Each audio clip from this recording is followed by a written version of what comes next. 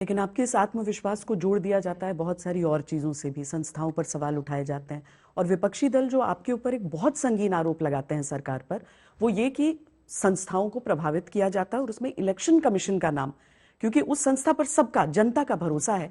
इसीलिए मैं इस आरोप पर आपका जवाब चाहती हूँ कि वो कहते हैं पहले चरण का जब चुनाव हुआ तो मतदान के आंकड़े आने में 11 दिन क्यों लग गए, क्यों उन आंकड़ों को छुपाया जा रहा है? इस आरोप पर क्या कहेंगे? बहुत अच्छा सवाल आपने पूछा, और मैं कम से कम आज तक से अपेक्षा करता हूँ,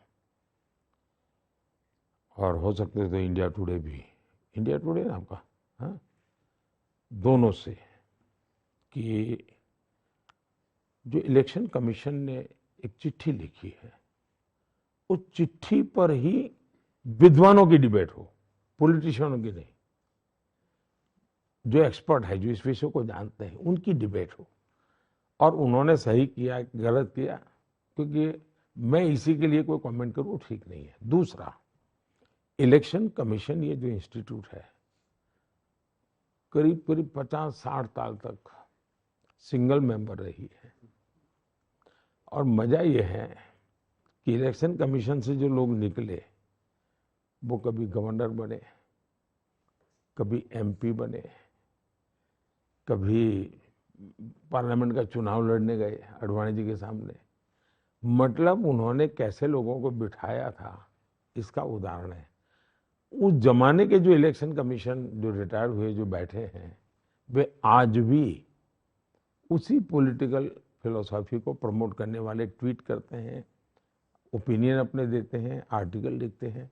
इसका मतलब अब जाकर के इलेक्शन कमीशन पूर्ण रूप से स्वतंत्र बना है। और मैं चाहूंगा आज तक से, और मुझे पक्का विश्वास है, अभी नहीं तो कभी न कभी आप लोग करेंगे, कि भारत के इलेक्शन कमीशन के जो यात्रा है उस पर एनालिसिस हो। मेरा दूसरा कहना है, दुनिया में भारत के ब्रांडिंग के लिए जो हमारे पास अलग अलग चीजें हैं, जैसे मैं जब दुनिया को कहता हूँ मेरे यहाँ 900 टीवी चैनल है, वो टीवी चैनल मेरे साथ क्या करते हैं मेरा मुद्दा नहीं है। मैं दुनिया को बताता हूँ ये मेरा देश है, 900 टीवी चैनल। तो सुन करके चौंक जाते हैं, उनको क्या 900 टीवी चैनल, और मैं कहता हूँ इतनी लैंग्वेजेज में है, तो परेशान हो जाते हैं। तो मेरे लिए 900 चैनल मुझे दिन रात क्या करते हैं वो अलग विषय है, लेकिन 900 चैनल होना मेरे देश की ताकत है। तो मैं दुनिया के सामने ले जा, भारत का इलेक्शन कमीशन, भारत की इलेक्शन प्रोसेस, ये विश्व के लिए एक बहुत बड़ा अजूबा है। ये हम सबका कर्तव्य है कि हमारे देश का ब्रांडिंग करें। मैं तो चाहता हूं कि आप लोगों ने विश्व भर से अलग अलग मीडिया हाउसेस को यहाँ इनवाइट करना चाहिए। चुनाव में 2 हेलीकॉप्टर उनके लिए ले लेना चाहिए। कुछ गलत नहीं है जी। आपने अच्छा आइडिया दिया अगले बार के लिए। बस सच बताओ, इससे आपका भी एक ग्लोबल बनेगा। जैसे इस बार हमारे यहाँ कई पॉलिटिकल पार्टी के लोग आए, दुनिया भर से आए, कुछ ऑब्जर्वर के रूप में लोग आते हैं, देखने के लिए आते हैं।